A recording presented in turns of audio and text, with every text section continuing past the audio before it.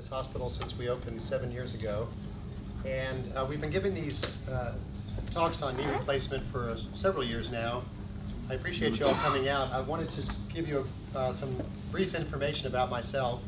I've been in practice out here in Northwest Houston for almost 19 years. A significant part of my practice is knee surgery, probably about 70%. The other thing I do a lot of is shoulder surgery. There have been a lot of exciting advancements. I see a patient of mine in the back that's had both, actually. So there have been, in my opinion, a lot of exciting advancements in knee replacement surgery over the last 4 or 5 years, and I'd like to share some of those advancements with you. So we'll start. I've titled this talk Patient-Specific Partial and Total Knee Replacement.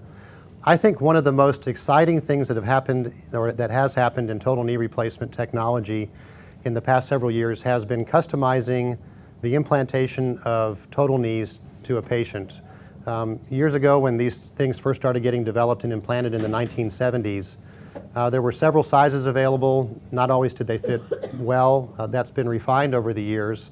But what's been gaining popularity and acceptance over the past 3 to 5 years in particular is customizing the implantation technique to the patient. And so I want to share some of that technology with you, what's being developed and what we're using here at this hospital. So just a brief outline of this talk.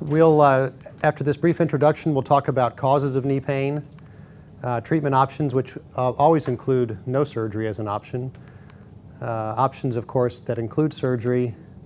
We'll have some conclusions and then plenty of time for questions. This talk tends to run about 30 minutes, so there'll be plenty of times for Q&A at the end. So we'll start by talking about types of arthritis. You know, the most common type of arthritis by far is what's called osteoarthritis, which is the wear and tear type of arthritis that most people are familiar with. If your grandmother or grandfather had arthritis, more than likely they had osteoarthritis. That's something that tends to run in families and tends to occur more frequently with age. There's also post-traumatic arthritis. If you've been unlucky enough to have had an accident in the past and broken your knee or torn a ligament and may or may not have had surgery to repair that, years down the road that can develop arthritis as well, which is independent of your DNA, but completely dependent on your prior injury and surgery history.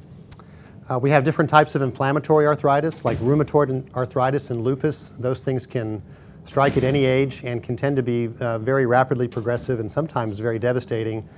The medical treatment of these types of arthritis has gotten very good over the past decade or so. And so we see less and less of those types of knees coming to surgery, but still that happens fairly commonly.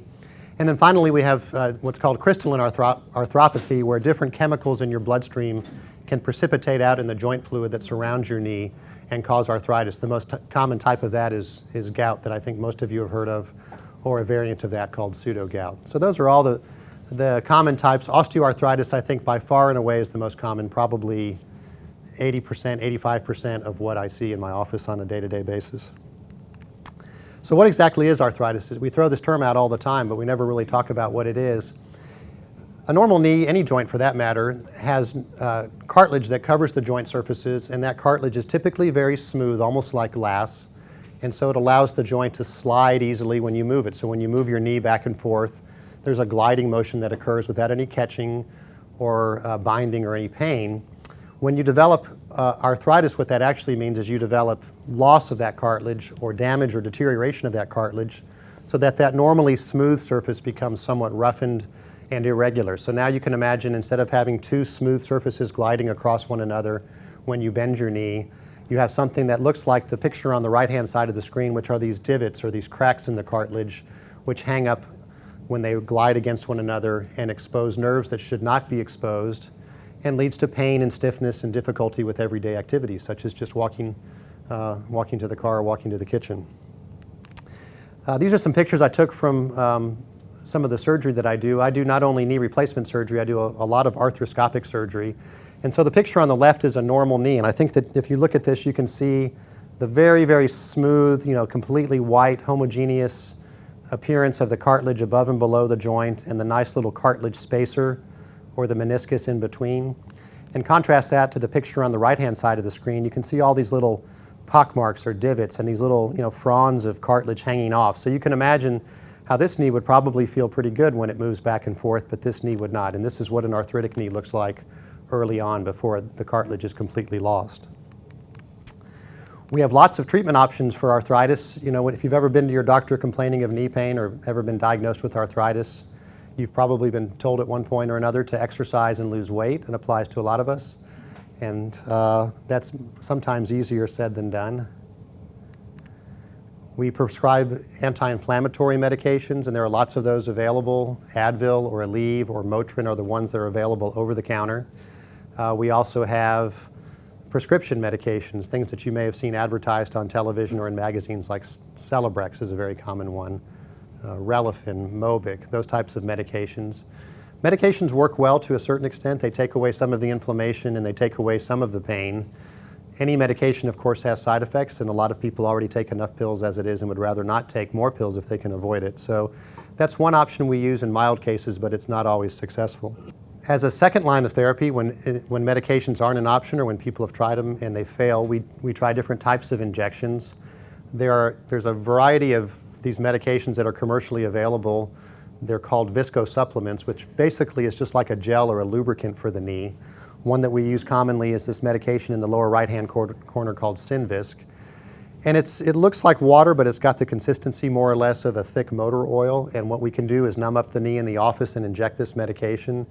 And it serves as a lubricant, so those roughened, irregular surfaces slide and move more freely and more naturally. It works very well. It's covered by most insurances, including Medicare. But the downside is that it tends to wear off relatively quickly. I mean, most people can get about 4 to 6 months of relief from these medications.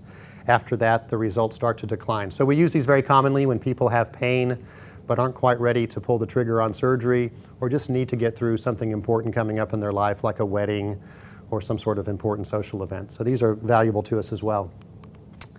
If you talk about different types of treatments, of course, we've already talked about the earliest forms of intervention, which are the medications and the weight control that I mentioned. We try different types of prescription medications, physical therapy, and injections. Physical therapy is kind of a controversial one. You know, it's helpful to have strong muscles that surround the knee joint. When your muscles are weak, then the contact forces between the bones of the knee becomes greater and can increase the pain. But when you've got arthritis that's so bad that you've basically lost the cartilage and you're rubbing bone against bone, there's not a whole lot generally that physical therapy is going to do for you. But that's something that we try in cases other than end-stage cases of arthritis.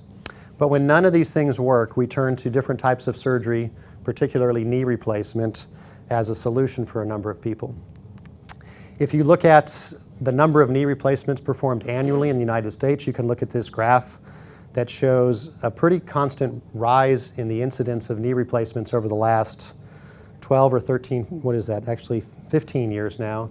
800,000 total knee replacements approximately were performed in the US last year, and this is only going up, which is obviously a very important public health concern as we talk about things like Obamacare and Medicare reform. So if you come to the office or if you see a doctor for knee arthritis, you might be asked one or more of these questions to determine how significant a problem this is for you. Does your knee hurt 1 or more days per week? Does the pain interfere with your sleep? Is it painful for you to walk more than a block? Are your pain medications no longer working? Is knee pain limiting your participation in activities?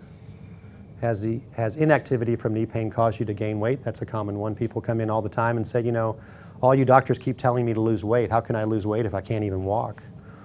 Can you limit activities for a few months to recover from surgery? That's a very important question because surgery isn't an overnight fix. It's a process that takes not only the day of surgery, but several months afterwards to recover from.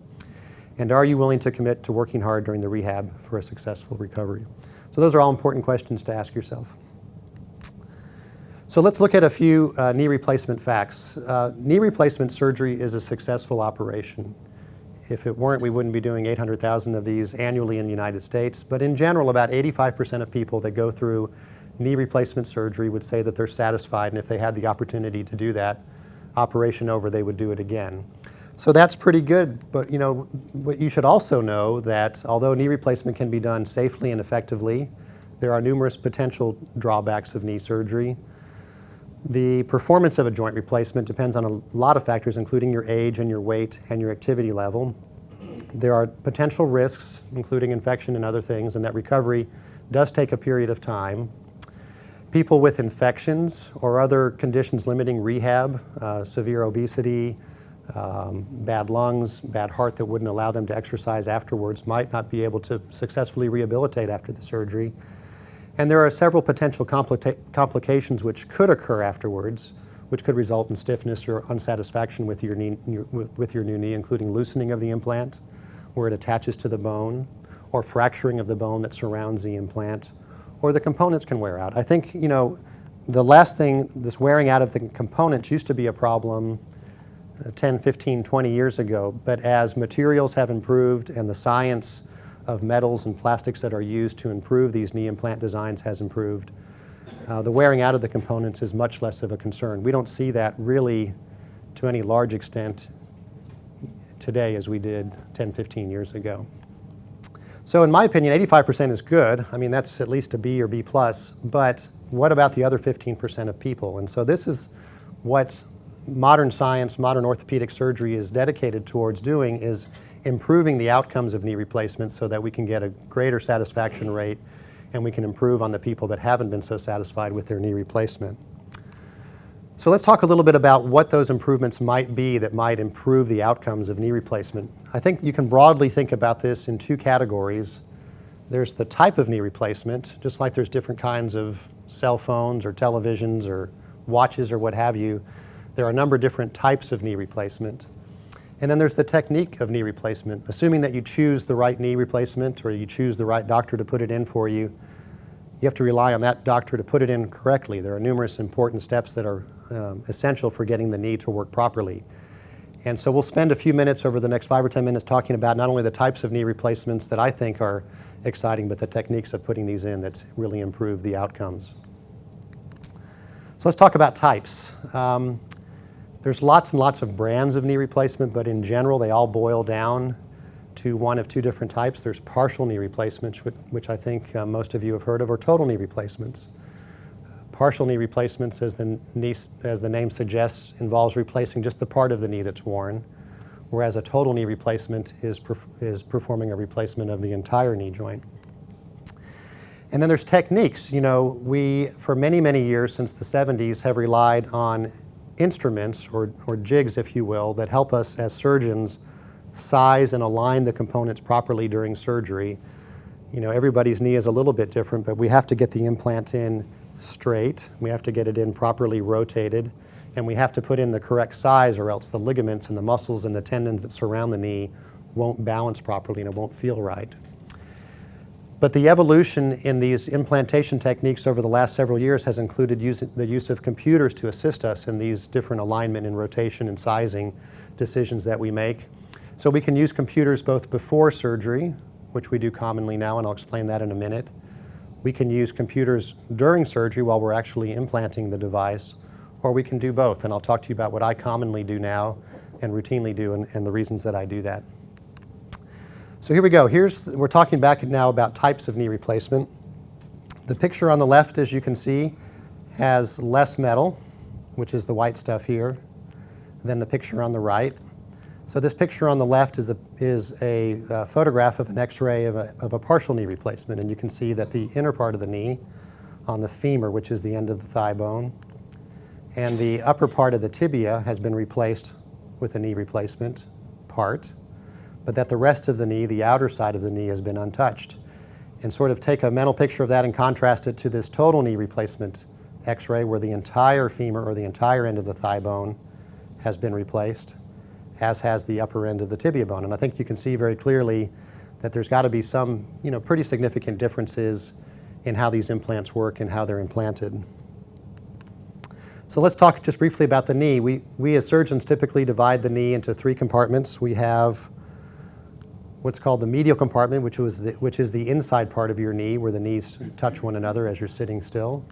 We have the lateral compartment, which is the outside part of the knee, out towards the outside part of your body.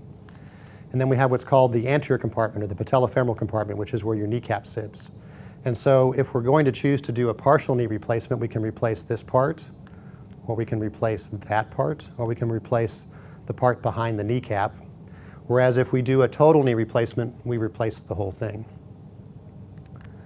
This is what a total knee replacement looks like. This is fairly common for most of the major manufacturers of knee implants that currently sell these in North America. The implants are almost universally made out of metal. The metal is shiny. It's a cobalt chromium alloy is what most of the companies use now. So you've got cobalt chrome metal up above, which caps the end of the thigh bone. You've got some cobalt chrome metal down below, which goes into the shin bone or the tibia. And then you've got a piece of high molecular weight medical grade plastic or polyethylene that goes in between. And so if you remember back about 10 or 15 slides when I showed you the cartoon of the arthritic knee with the little pock marks and the divots in it, we're taking those roughened surfaces and placing instead a cap, if you will, on the end of the bone that's perfectly smooth and polished and made of metal. And that cap is going to move against or articulate with this polished, high density, high molecular weight piece of plastic. And that's what makes the knee feel smooth again and feel normal. So I'm sorry if this is too graphic for some of you, but it's important, I think, to know what a total knee is. I mean, this is a little bit of an exaggerated photo because this is sort of an older technique of implanting one of these devices, but what it involves is actually opening the knee with an incision, sometimes 8 or 10 or even 12 inches long, moving the muscles and tendons out of the way, and then using different instruments like the one you see in the lower left-hand corner and the lower right-hand corner to align the devices, and then using actually power saws and drills to prepare the bone in a way that will accept the new component. So that doesn't sound like a lot of fun. So,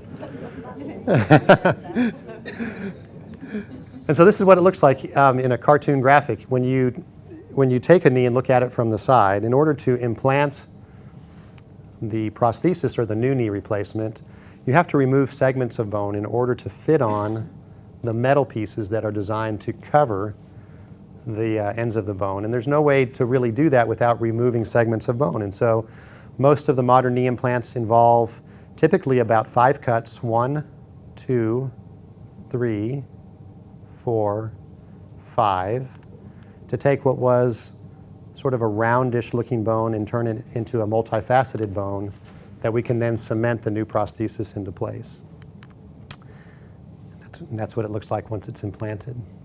So total knee replacements work well, but what if this is your problem? This is a picture of an x-ray of a patient who has pain on the inner part of the knee, the medial compartment where the bones touch one another, and you can see that there's something missing, right? There's no space between the bones, which indicates that the cartilage that covers the bones has completely worn out and worn thin. But look at the outer side of the knee, a nice wide space, meaning normal cartilage. So this particular individual has arthritis due to the fact that the cartilage has deteriorated in one part of the knee, but not the other parts. So it would seem a shame, maybe, to have to replace the whole entire knee if only a part of the knee is worn. So here are a few things that we know about partial knee replacements. There are a number of acceptable products. There's about 5 or 6 major manufacturers of these implants in the world, most of them based in North America. And the decision on which of these implants to use is dependent on both the physician and the patient. And there's not a wrong answer. There are many, many good implants out there which can solve this problem of arthritis involving just part of the knee. I want to talk to you about something that I've been doing at this hospital for about the past 3.5 years, which has been using patient-specific implants to solve the problem of arthritis. These are pictures of partial knee replacements from a company based out of Boston that has a proprietary technology for actually making implants specific to your body, so that rather than as surgeons and as patients having to choose between size 1, 2, 3, 4, 5, what we actually do is we take images of your knee and then have the company make the knee replacement that fits your knee, which makes a lot of sense to me. And so if you look at these pictures, on the left, this is what's called a unicompartmental knee replacement, which replaces just the ends of the bones that are worn on either the inner or outer part of the knee, or what's called a duocompartmental knee replacement, where we take this implant and extend it around the front of the knee in case the kneecap is worn. This, by far, is more commonly implanted than this one over here, but I'm showing them to you both just to let you know that they exist. And so the question is, why would you want to choose a partial knee replacement over a total knee replacement? Well, there are a lot of reasons for that. When you implant a partial knee replacement, you're removing only the part of the knee that's diseased and you're leaving the rest of it that's normal alone. And so in my opinion, what God gave you is always going to be better than what man made. So if we can keep part of your knee that's still good, that to me is an advantage. But just as importantly, all of the modern total knee replacements that are available on the market involve cutting at least one of the ligaments in the knee, which is called the ACL. And so if you cut a ligament in the knee, there is going to be some motion in the knee or some looseness that wasn't present before, which isn't the end of the world. We have ways that the mechanical engineers have figured out to get around that. But if you can implant a part of the knee that doesn't cut any ligaments, which is what these partial knee replacements do, and leave your normal ligaments alone, and leave the rest of your knee alone that's not involved with arthritis or disease, and that would seem to be a pretty good choice. So why would we choose these? Well, in general, if you're young, if you're one of these guys or women that have had 2 or 3 ACL operations or have broken your knee and had surgery and you're 38 or 40 or 42 years old, but you've got now end-stage arthritis to the point where you can't play with your kids and you can't go out dancing with your wife or what have you, then a partial knee replacement might be a good idea because you're going to remain very active and you're going to want a knee that feels as natural and as normal as possible. Conversely, if you're very old and you're not very active, you're winding down in life and taking things much easier than you used to, then you may not need to have your entire knee replaced. You may be perfectly happy having only the part of the knee that's the worst part replaced and having a surgery that's much easier to recover from. In order to have this, you have to have normal knee ligaments. If you don't, then this operation doesn't work. You have to have no inflammatory arthritis, which means you can't have rheumatoid arthritis or lupus or gout. Otherwise, we're concerned about arthritis spreading to other parts of the knee. Can't have an infection. You can't have any gross malalignment, meaning that if you're terribly bow-legged or if you're extremely knock-kneed, this procedure doesn't tend to work so well. And you have to have arthritis confined to only one part of the knee. So if these partial knees are so good, why do we do total knees? Total knee replacement is still by far and away the most commonly done procedure for knee replacement, and there are a number of reasons for that. Most people don't have arthritis that's confined to only one part of their knee. They have it all over the knee. And so if you have arthritis in 2 or more of your knee compartments that we just talked about, then a total knee replacement is a better operation. Many, many people that have had arthritis for years and years and have put this off become either bow-legged or knock-kneed because of the wear pattern of the arthritis, and they're no longer a candidate for a partial knee. And so that's another reason why we do total knee replacements. Lots of people that develop arthritis have had ligament tears in the past, especially ACL tears, and if you don't have a functioning knee ligament, total knee replacement is a much better option for you. Or if you've got one of these other conditions, lupus or rheumatoid arthritis or gout, this is a much better procedure. So the partial knee advantages would include smaller incisions. Typically we put these in through about 3 or 4 inch incisions as opposed to 7 or 8 inch incisions for total knees. We were able to preserve the ligaments that I was talking to you guys about a few minutes ago, including the ACL, so that many people that have these, and you ask them how it feels, we're actually involved in a multi-center national study on the outcomes of these patient-specific partial knees. But when we interview these patients in our office 2 or 3 years after the procedure, they just say it feels more natural. It feels like it's my knee. It doesn't feel like it's an artificial knee, and that's what we're looking for. The hospital stay is hardly ever more than 1 night. Most people have this done in the morning and go home the following morning, so that's a good thing as well.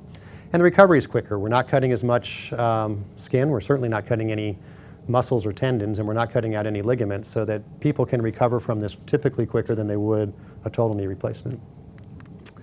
The disadvantages are that if you're developing some mild arthritis in other parts of your knee, you could still have some pain, or your arthritis may progress over time. Let's say that you have a fairly normal looking knee regarding the rest of it that wasn't replaced at the time of surgery. Over the course of time, 3 or 5 or 7 or 10 years, you could develop arthritis in those parts of the knee, which would make you unhappy with your knee replacement and have to have it replaced or swapped out for a total knee replacement. And so when we talk about this in the office, which is a conversation that I have many times every day, we have to talk about the pros and cons of what's likely to happen with your knee and what may happen with your knees. If you're on the bubble, meaning that you're really, really wanting a partial knee replacement for a number of reasons, but I see that you're developing arthritis in one part of your knee, and I'm concerned about the progression of that over time, I'll probably push you towards a total knee, because ideally you'd like the first surgery that you have on your knee to be the last surgery. At least the first surgery that I do, I'd like for it to be your last surgery, because nobody wants to go through this over and over again. The advantages of a total knee replacement, on the other hand, is exactly that if you have the whole knee replaced, there's nothing left to replace. It's like having the whole engine rebuilt. You can swap out a piston or a ring, and then other parts can go bad, or it's like buying a new car. Once it's replaced, you have a new knee, so it's likely to be your last replacement. And in general, we have much more historical data, historical information on total knee replacements. Literally millions of total knees have been implanted, whereas really just hundreds of thousands of partial knee replacements have been implanted. So we can go back through different types of devices, geographic regions of the country, parts of the world or what have you, and we have lots and lots and lots of data on total knee replacement, whereas the results of partial knee replacement is not as robust. We don't have as much information. So we can tell you with a lot more confidence what will happen with a total knee than we can with a partial knee. The disadvantages of total knee replacement is that the surgery is more complex. There's a little bit more work involved. It's technically more demanding to implant one of these devices. And so most patients do have a little bit more pain and swelling initially. The hospital stay is longer. It's still not long. I mean, most patients at this hospital go home after the second day rather than the first day. Our average hospital stay here, and we've done close to 2,500 joint replacements here since we opened, is something like 2.3 days, I believe. So it's still not forever, but it's a day longer. And the recovery can definitely be a little bit more difficult. Partial knee replacements typically come into the office 2 weeks after surgery to get their stitches out, and they're walking fairly normally and relatively happy with their knee, whereas the total knee replacements may still be using a walker or a cane or something to help support their weight and assist them, because they just haven't quite gotten there yet. So which is better? Well, that depends on a whole variety of factors. In my practice, and I do probably about 120 to 150 knee replacements annually. I do lots and lots of knee surgery, but 120 to 150 knee replacements. About 10 to 15% of patients that I see for arthritis are candidates for partial knee replacement. So by far and away, the majority of people that need knee replacement surgery are better served by a total knee replacement. So we've talked now about types of implants. That was the first broad category that I wanted to cover. And now we're going to talk a little bit about technique, or the way that we put these implants in, because I think that's every bit as important, if not more important than the type of implant that we use. And so I'd like to talk to you about just a few abbreviations that we use. One is computer-assisted surgery, or CAS.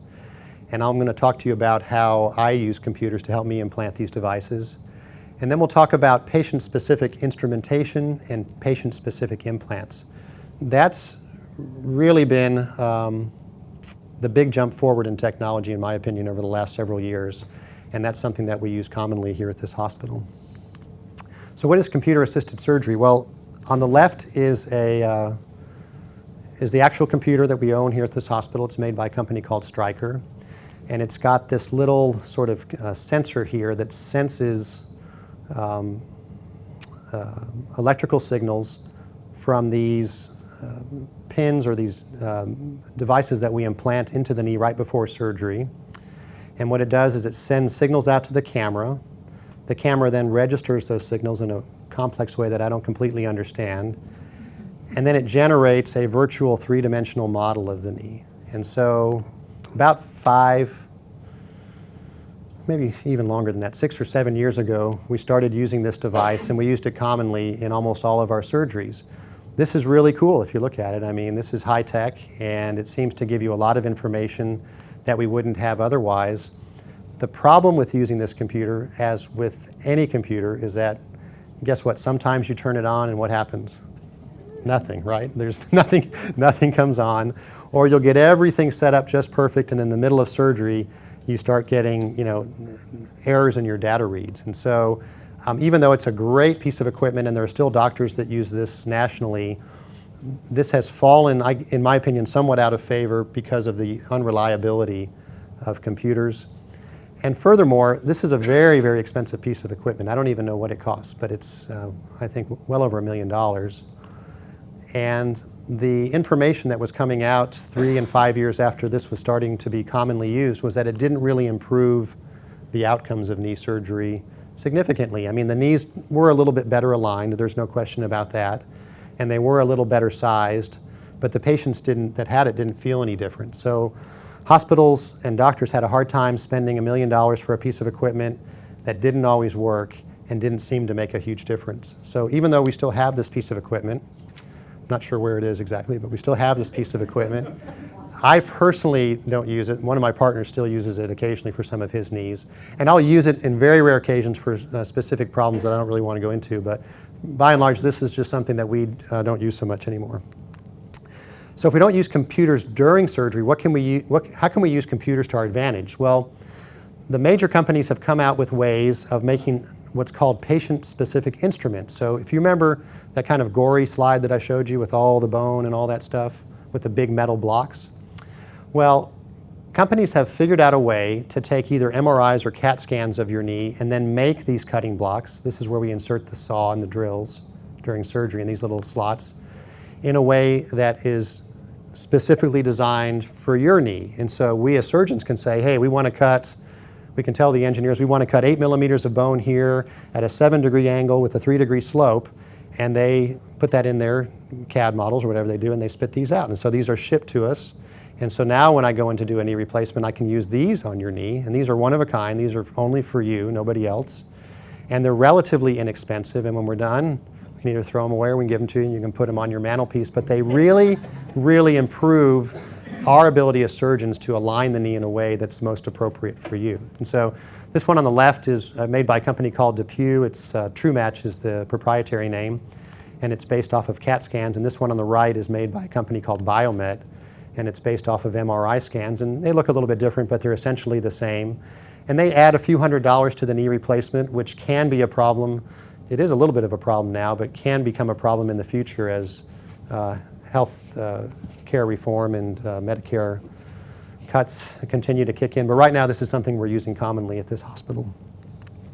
So those are patient-specific instruments, but this is what I think is really, really interesting and really, really exciting, is what's called a patient-specific implant. So if you can take that technology that I was just telling you about, where we take CAT scans and MRIs and make instruments for the knee, there's one company, Conformis, based out of Boston, that's figured out a way and has a patent on using that information to actually not just make the instruments, but also make the implant. So if you look at the way this works, this looks a lot like that total knee replacement I was showing you earlier. You know, same stuff, shiny cobalt chrome up above, cobalt chrome down below, and high medical grade, high molecular weight plastic or polyethylene in between. But instead of being one of several sizes, this is one of one size based on your CAT scan that's specific to your knee. And there are a lot of advantages to that. This is kind of what it looks like. This is a representation of this company's partial knee replacement, although they also have a total knee replacement. So what we do is, if we decide that you're a candidate for a patient-specific knee, we'll get a CAT scan. We email that CAT scan to the company's headquarters, and then the engineers go to work designing an implant specific for you. You can see that the knee's not round and it's not square and it's not triangular. It's kind of a very complex geometrical shape, and so they're able to make an implant that perfectly fits and perfectly covers the damaged bony surfaces, as well as the instruments that are necessary to put that in. So what does a patient-specific partial knee replacement offer? Well, I think without question it offers a superior fit. I mean, many times we get lucky. I mean, the other companies have done a very good job of giving us a wide variety of sizes to choose from. So we can, choose between a 3 or 3.5 or a 4 or whatever to fit your knee, and it's going to fit really, really well. But it's not going to fit perfect every time. If you have a knee replacement that's made specifically for you, then it's likely going to fit pretty darn good. And I've implanted now over 100 of these devices over the last several years. I can't think of a single instance where it didn't fit well. I mean, they're good at what they do. And so we get full coverage on the femur and the tibia. We're not forced to choose between a little bit too big or a little bit too small.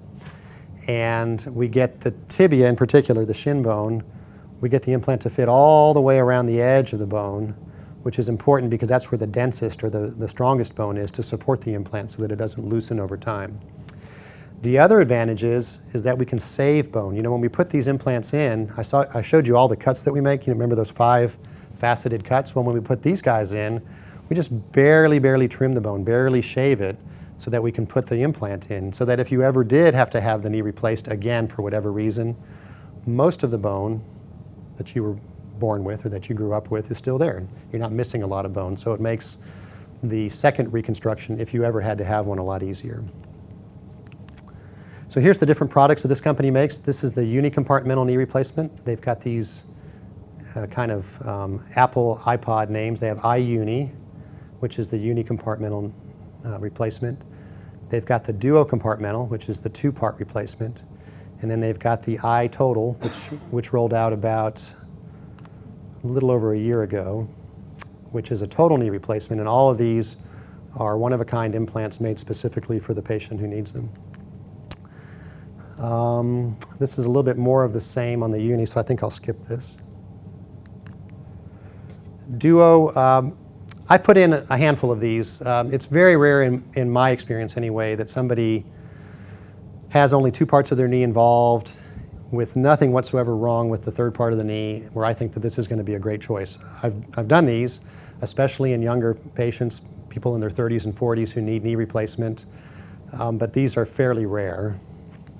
And then we have these totals that we've become very excited about. So this is what it looks like when we're in surgery. You know, typically when we do a total knee replacement, there's multiple pans of instruments. There's lots and lots of instruments because there's lots and lots of different sizes and options that the surgeon has to choose from. So we see the nurses and the sterilization reps coming into the room literally on dollies with you know, large trays of instruments stacked 6 or 8 or 10 feet high.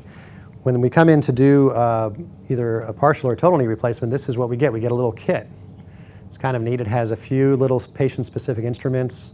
It's got a couple of disposable drills and drill bits, and it's got the implants in it, and it just comes in a simple little tray. So it makes the setup for the surgery much more efficient. Hospitals like that, it takes less money and less time to prepare for the surgery and to clean up afterwards. And when we have it all laid out, this is pretty much every instrument that we use for the case on the back table just set out. So not a lot to it once it's all said and done.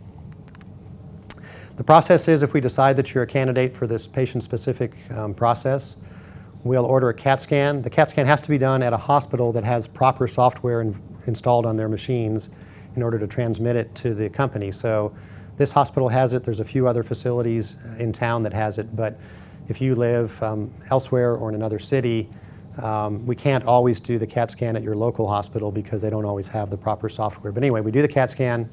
We send it to the company electronically. They go through this complex 3-dimensional mapping process. They make the implants and they make the jigs and they deliver it to us, and that's typically about a 4 to 6 week turnaround time. I think we're currently down to about 5 weeks, even getting closer and closer to 4 weeks. But it takes, you know, generally about a month to month and a half to get these things ready. Here's just a representational case that I did probably a year or more ago on a guy that had unicompartmental or partial knee replacements of both knees. And I thought this was interesting because when we go into surgery, the engineers of the company prepare this little map or this guideline of what we're going to do. So, you know, they show us the bone spurs. All these things here are the bone spurs that we as surgeons are going to remove. They show us, you know, where the jig is supposed to fit and how the implant is supposed to look when it's all said and done. But if you look at this, this is his right knee. So you look at this, he's got kind of a gentle curve going up towards the top where the knee sort of curves. And he's got on his tibia this tray that kind of just looks like the normal letter D. It's pretty symmetric with a, you know, fat bulge on the side and a straight line down the side. And so sort of make a mental image of that, and then look at his opposite knee. This is the same guy, but his left knee. Look how this thing kind of really swings over quite a bit more, you know, almost at a 20-degree, 25-degree angle compared to this, which almost is straight. And look at the tibia. It's shaped differently. Instead of having the big wide D shape, he's got sort of a narrow flange up here and sort of a wide area in the back. And so you can sort of imagine that if we had done this particular patient with off-the-shelf implants, probably one side would have fit better than the other side. Not that there's anything wrong with that. I mean, this is what's done, most commonly throughout the country and throughout the world. But we had the opportunity in his case to fit his knees very, very well, actually, perfectly using this technology. And so it worked out very well for him.